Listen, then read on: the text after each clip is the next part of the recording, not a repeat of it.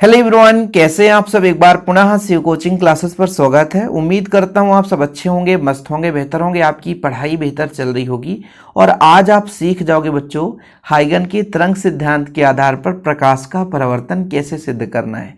चलिए शुरू करते हैं बच्चों। हाइगन का तरंग सिद्धांत क्या है, मैंने इस पर भी वीडियो प्रोवाइड कर दिया है। हाइगन साहब ने ये बताया कि जैसे मान लीजिए प्रकाश है, प्रकाश के चारों ओर तरंगाग्र बनता है ना। तरंगाग्र के प्रत्येक बिंदु पर यदि हम बात करें बच्चों, जिससे हम यहाँ पर एक डायग्राम के आधार पर आपको समझाएंगे तो और बेहतर रहेगा। जैसे आपका ये प्रकाश स्रोत है, ठीक है। प्रकाश स्रोत से बच्चों कई तरंगे आगे चलती हैं। तो जब वो तरंगे समान कला में होती हैं तो भाई साहब उनके एक निश्चित बिंदुओं को मिलाने वाला जो पथ है बच्चों, वो आपका क्या कहलाता है, बिंदु पथ, जिसे हम तरंगाग्र कहते हैं। और तरंगाग्र में जितने बिंदु होंगे, ठीक है, तरंगाग्र में जितने बिंदु होंगे आगे भी ये तरंग के स्रोत के रूप में कार्य करेंगे। मतलब जो पहला तरंगाग्र है उसमें जितने भी बिंदु होंगे, अगले भाई आगे भी ये तरंग के रूप में कंपन करते हुए आगे जाएगा बच्चों। तो ये तरंग स्रोत के रूप में कार्य करते हैं। फिर आगे तरंग स्रोत के रूप में कार्य करेंगे तो नया तरंगाग्र बनेगा। फिर तरंगाग्र का प्रत्येक बिंदु फिर तरंग स्रोत के लिए कार्य करेंगे और इसी तरीके से तरंगाग्र बनता जाता है, प्रकाश किरणें आगे बढ़ती जाती है। तरंगाग्र का मतलब ये हुआ कि जैसे मान लीजिए प्रकाश स्रोत से, ये आपका प्रकाश स्रोत है बच्चों, प्रकाश स्रोत से तरंगे कंपन करते हुए आगे की ओर जा रही हैं, समान कला में जा रही हैं। तो एक विशेष क्षण पर उनके कणों को मिलाने वाली जो बिंदुपथ है ना, ये जो भाई ये आपके तरंग कण के रूप में आगे बढ़ रहे हैं, तो इनके कणों को एक विशेष समय में, जैसे समान कला में कंपन करते हुए आगे चल रहे हैं बच्चों, तो एक विशेष क्षण में उनके कणों को मिलाने वाला जो बिंदुपथ है वो आपका तरंगाग्र कहलाता है, ठीक है। और मैंने बता ही दिया है कि तरंगाग्र के प्रत्येक बिंदु नए तरंग के लिए एक स्रोत का कार्य करते हैं बच्चों। तो जैसा कि यहाँ पर डायग्राम में आपको समझना होगा कि माना हमारे पास एक तो बच्चों एक्स वाई क्या है, परावर्तक पृष्ठ है, जिस पर कोई प्रकाश किरण आएगी तो परावर्तित होगी। तो एक आपका ए बी तरंगाग्र है बच्चों। तरंगाग्र इस तरीके से आ रहा है, तरंगाग्र है। देखो भाई साहब, प्रकाश किरण तरंग के रूप में कंपन करते हुए आ रही हैं, तो भाई उनके एक निश्चित क्षण पर उनके कणों को मिलाने वाली जो एक बिंदु पथ है वो तरंगाग्र है। तो हमने कहा कि प्रकाश किरणें बहुत सारे आपतित हो रही है, तो हमारे पास ए बी एक क्या है, तरंगाग्र है। टाइम मतलब 0 समय पर ये आपका परावर्तक पृष्ठ है, बिंदु ए पर है ना, क्या करती, स्पर्श करती है। और ये तरंगाग्र आगे की ओर बढ़ेगा बच्चों, तो टी समय पश्चात बिंदु बी पर स्पर्श करेगी। अब आपको डायग्राम बीच बीच में बनाते चलूंगा, समझाते चलूंगा, तब चीज़ें क्लियर हो पाएगी। ये तो आपको एग्जाम में ऐसे ही डायग्राम बनाना है। जैसे बच्चों मैंने ये कहा कि ये तरंगाग्र है, एक तरंगाग्र है ये, ठीक है। ये तरंगाग्र आगे की ओर चल रहा है, आगे की ओर पहुंचेगा, यहाँ तक पहुंचेगा, ठीक है, यहाँ तक आगे भी पहुंचेगा। मान लीजिए आपका एक ये परावर्तक पृष्ठ था, तो परावर्तक पृष्ठ पर मान लीजिए ए पर यहाँ पे प्रतिच्छेद कर दिया, तो ये आपका एक ए बी तरंगाग्र है बच्चों। यहाँ पर मैंने मान के चला टाइम बराबर कितना है, 0। आगे की ओर आएगा, आगे की ओर आएगा, आगे की ओर आएगा बच्चों, तो कुछ समय बाद यहाँ पर बी पर काट दिया। कहने का मतलब आप समझने की कोशिश करेंगे, थोड़ा जैसे से आगे बढ़ेगा तो वो फिर दूसरे बिंदु पर ए है ना तरंगाग्र आपतित होगा, स्पर्श होगा।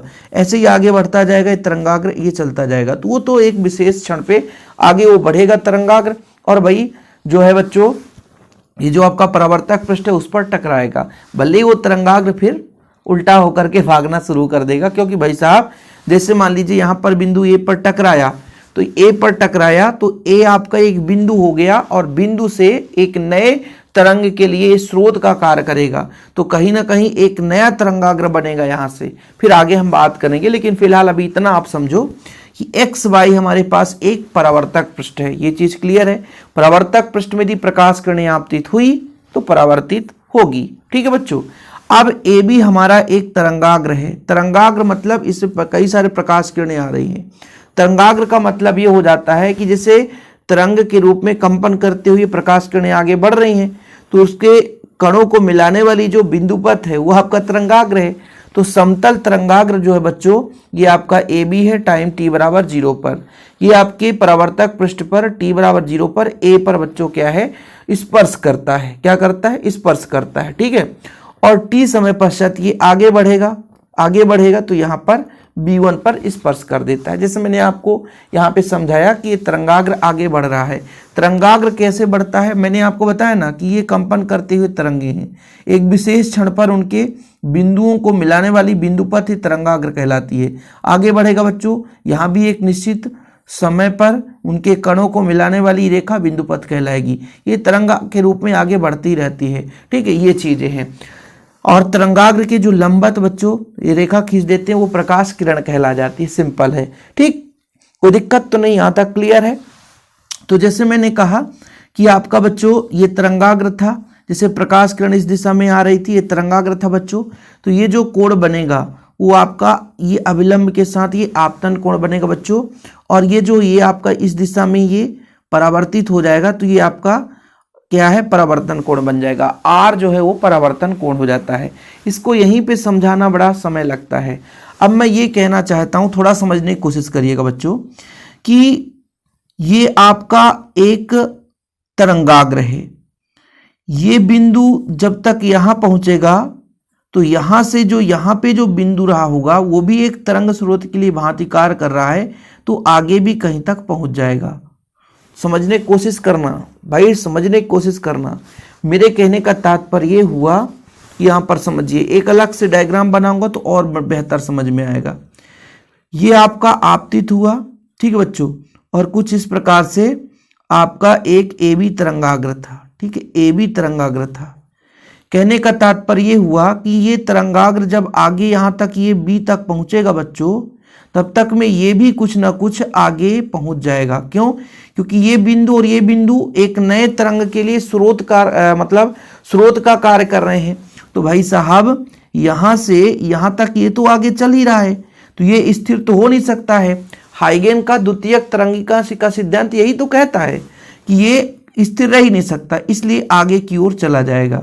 ठीक है, जितना दूरी ये तय कर लेगा उतना दूरी ये भी तय कर लेगा। जैसे t समय में बच्चों B से B1 तक पहुंचा है तो ये भी कहीं ना कहीं Q तक पहुंच जाता है। इसकी पुष्टि कैसे होगी कि इसकी दूरी का चाप लेकर इसको केंद्र मान करके चाप खींच देंगे तो इससे पुष्टि हो जाएगा, और फिर इसको हम मिला देंगे और ये परावर्तित होकर आगे की ओर चलेगा। तो ये आपका बच्चों फिर से क्या बन चुका है, तरंगाग्र बन चुका है। जैसे ये तरंगाग्र था वैसे ये तरंगाग्र बन चुका है। लोग इसे समझ नहीं पाते, इतना आसान भी नहीं है समझना। ये डायग्राम ही इतना खतरनाक है कि इसे लोग समझ नहीं पाते हैं भाई। देखो बच्चों, मेरा कहना ये है कि आपका बच्चों क्या है, परावर्तक पृष्ठ है। एक तरंगाग्र कुछ इस प्रकार से आपका था, वो था AB। ठीक है, अब मेरे कहने का मतलब ये है कि प्रकाश किरण यहाँ से आई है, यहाँ इधर भी प्रकाश किरण आ रही है। अब बच्चों यहाँ भी एक बिंदु है, यहाँ भी एक बिंदु है, यहाँ पे कई सारे बिंदु होंगे लेकिन दो बिंदु लेकर चल रहे हैं, तो ये भी जो है वो स्थायी रह नहीं सकता। इसलिए ये भी ये आपका कहीं ना कहीं परावर्तित हो जाता है, क्योंकि ये आगे की ओर बढ़ रहा है तो ये भी तो बिंदु स्रोत के तरंग स्रोत के रूप में कार्य करेगा, तो ये भी आगे की ओर बढ़ रहा है। भाई ये आगे की ओर यहाँ पर पहुंचा, B1 पर पहुंचा या B' पर पहुंचा, तो यहाँ से भी भाई तरंग आगे की ओर, इसलिए यहाँ पे परावर्तित होकर आगे चला। फिर ये टकराया तो ये परावर्तित होकर आगे चला। अब इसको हमने कहा कि इसके जितना यहाँ तक जाएगा उतना ये दूरी आगे पहुंचेगा। भाई B1 तक पहुंचेगा या B जो है B' तक पहुंचेगा, तो जितना दूरी तय करेगा उतना स्रोत जो A है, A भी तो स्रोत का कार्य करता है, तो यहाँ से ये जो किरण जहाँ तक पहुंचेगी बच्चों वो B1 के बराबर होगी। तो इसको अपन ने चाप लेकर, जैसे B1 का चाप लेकर ये चाप खींचा, तो यहाँ पर हमने कहा कि ऊपर ये चाप खींचा, तो ये हमारा बच्चों एक क्या बन चुका है, तरंगाग्र। इसका एक 2 कॉपी तरंगाग्र बन गया। ये चीज यहाँ पे डायग्राम में दिखाया गया है। ठीक है, मतलब प्रारंभ में AB तरंगाग्र था, यदि B1 तक पहुंचेगा तो कहीं ना कहीं A भी तो यहाँ से भी तो देखो हर एक बिंदु पर एक नए तरंग उत्पत्ति हो सकता है, क्योंकि वो तरंग के स्रोत की भांति कार्य करता है बच्चों। तो यहाँ पे तरंग स्रोत के लिए तो बी भी तरंग स्रोत का कार्य करेगा। तो ये B1 तक पहुँचता है तो ये Q तक पहुँच जाता है, सिंपल है। तो यहाँ पर हमने कहा कि ये कैसे पता चलेगा कि Q पर ही है, तो BB1 की त्रिज्या लेकर के, यानी यहाँ से यहाँ तक जितना दूरी है इसकी त्रिज्या लेकर एक चाप काट दिया बच्चों, फिर इसको मिला दिया, खत्म कहानी। वही चीज यहाँ पर पूरा लिखा हुआ है कि माना x/1 परावर्तक पृष्ठ है, उस पर एक समतल तरंगाग्र AB आपतित होता है, t बराबर 0 पर तरंगाग्र परावर्तक पृष्ठ के बिंदु A पर स्पर्श करता है यहाँ पर, तथा t समय पश्चात B1 पर स्पर्श करता है, तब बिंदु A पर आपतित कोण PN बराबर I है। वो तो आपतन कोण हो गया बच्चों, आपतित कोण हो गया, आपतन कोण हो गया। जो ही तरंगाग्र A स्पर्श करता है तो एक द्वितीयक तरंग उत्पन्न हो जाता है, यानी A पर जैसे ही टच होता बच्चों, सिंपल है, ये आपका तरंगाग्र A पर होता है तो यहाँ से द्वितीयक, ठीक है, तरंगाग्र उत्पन्न होगा, यानी आपका द्वितीयक हर एक बिंदु पर एक नया तरंगाग्र बनेगा, एक नए तरंग की स्रोत के लिए काम करेगा। तो बच्चों आपका AQ जो है वो BB1 के बराबर होगा, AQ जो BB1 के बराबर हो। क्यों? क्योंकि A को केंद्र मानकर VT का चाप खींचते हैं। ये जो VT है, VT कैसे हो गया? दूरी बराबर चाल गुणे समय, चाल आपका B है, समय T है, ठीक है। तो बच्चों आप यहाँ पर केंद्र मानकर एक चाप खींचेंगे, ये चाप खींच देंगे। तो जब चाप खींचेंगे तो जो B1Q होगा, ये B1Q होगा बच्चों, ये परावर्तित तरंगाग्र को प्रदर्शित करेगा, ठीक है, परावर्तित तरंगाग्र को प्रदर्शित करेगा। यहाँ तक क्लियर? यहाँ तक यदि आपको क्लियर है बच्चों तो आगे अब आपको ज़्यादा समय नहीं देना पड़ेगा, थोड़ा सा मात्र 2 मिनट। कैसे देखिएगा, आपतन कोण, आपतन कोण I, आपतन कोण I का मान जो होगा बच्चों, यहां पर देखना ये जो I है, अच्छा मैं आपसे कह दूं कि PAB ये कितना डिग्री होगा? 90 डिग्री होगा बच्चों। ये तरंगाग्र है, ये लंबवत, इससे तरंगाग्र की जो लंबवत रेखाएं किरण होती है बच्चों वो 90 डिग्री कोण बनाती हैं। ये तरंगाग्र में जो भी हम सीधा लंबवत खींचेंगे वही उसके किरण को प्रदर्शित करता है। पर तरंगाग्र की लंबवत जो रेखा होती है वो किरण होती है, तो ये किरण ही है, प्रकाश किरण ही है, तो 90 डिग्री है। मतलब I जो मान है बच्चों वो पूरा का पूरा PAB, यदि कोण हम PAB की बात करें में यदि कोण हम BAN को घटा दें, कोण BAN को घटा दें तो मिल जाता है। यानी PAB जो है बच्चों, समझना, PAB जो है वो पूरा का पूरा 90 डिग्री है। कितना कोण बच्चों? 90 डिग्री।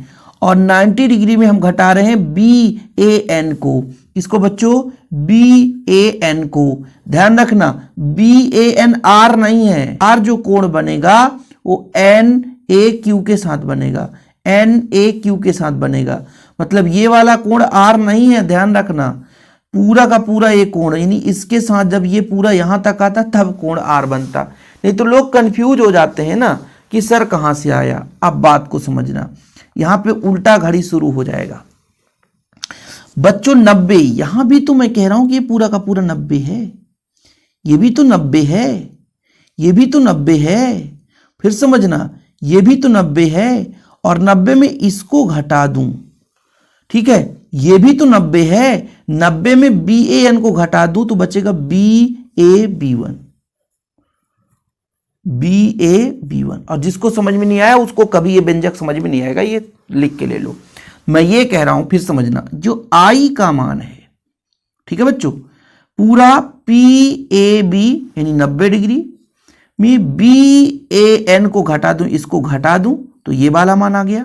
अच्छा, अब मैं यदि इसको बोलूं कि आपका ये पूरा का पूरा 90 डिग्री, यहां पर ये पूरा का पूरा 90 डिग्री है, कौन बच्चा कह सकता है? बिल्कुल सर। और इस 90 में इस वाले भाग को घटा देंगे तो ये वाला भाग बचेगा कि नहीं? तो BAB1 ये हो गया। ऐसे ही सेम कंडीशन R के लिए हम बात करेंगे बच्चों। R के लिए बात करेंगे, हमारा परावर्तन, ये आपतन कोण था, अब हम बात करेंगे परावर्तन कोण।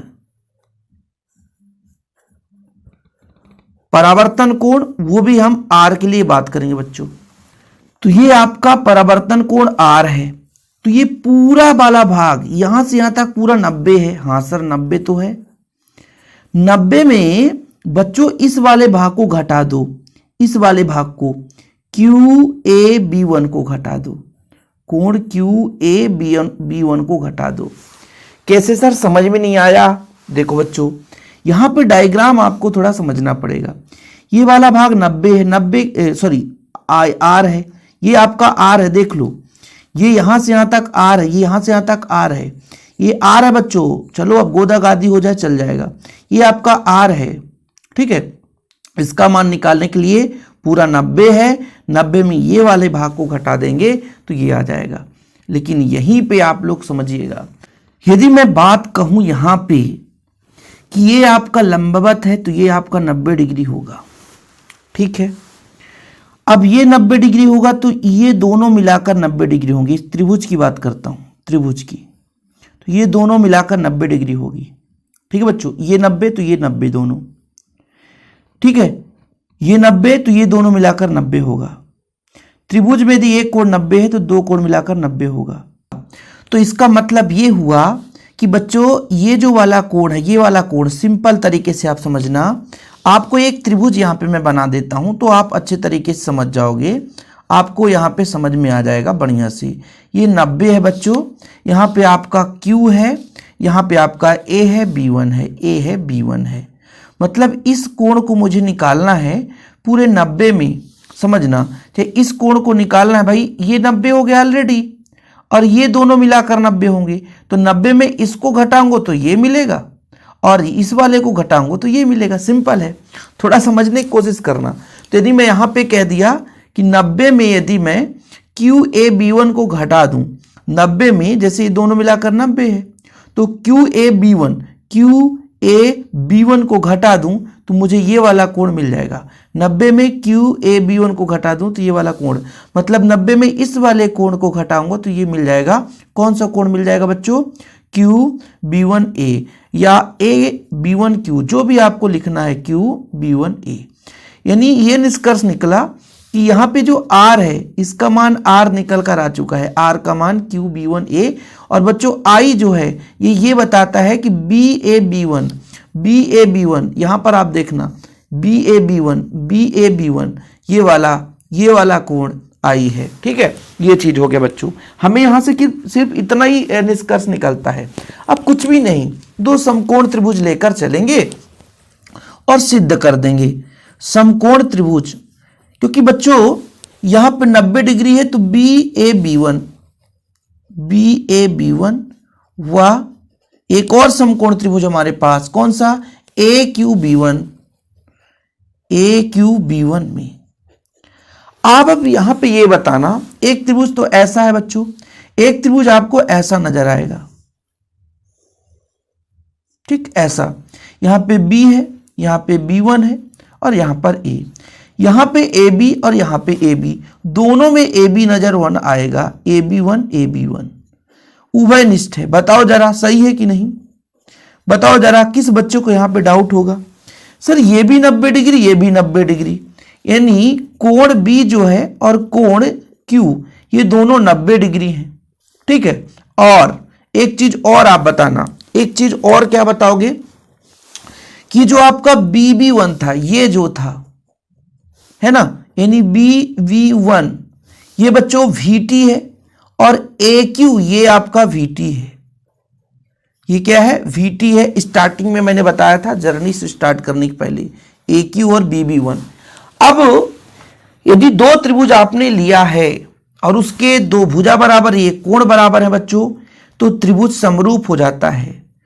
त्रिभुज समरूप हो जाता है। क्या हो जाता है बच्चों? त्रिभुज समरूप हो जाता है। और समरूप हो गया तो उनके संगत भुजाओं का अनुपात समान होता है और बच्चों संगत कोण बराबर होता है। BAB1 बराबर कोण हो जाएगा QB1A, कोण QB1A, ठीक है। तो यहां पर इसका मान I है तो I कर दो, इसका मान R है तो R कर दो। अब कुछ बच्चों को लगता होगा कि ये कैसे कर दिया सर आपने, BAB1 QB1A, ये कैसे हो गया? देखो थोड़ा मैं आपको बताता हूं। जैसे मैंने कहा इसका संगत भुजा ये है बच्चों, ठीक है, ये क्लियर है।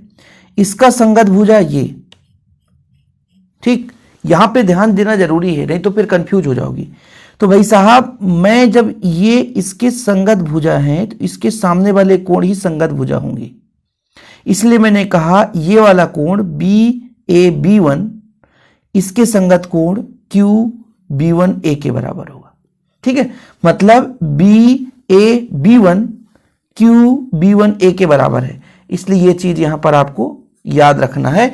नहीं तो कह दो सर कि ये इसके बराबर होगा, ये इसके बराबर होगा, आपने गलत पढ़ा दिया। अरे नहीं भाई, ये भुजा के बराबर है, तो इसके सामने वाले कोण बराबर होंगे। तो ये वाला A यानी BA_B1 QB1A के बराबर होगा। सिंपल है, इसका मान आपका I है, इसका मान आपका R है, खत्म, सिद्ध हो गया परावर्तन का नियम।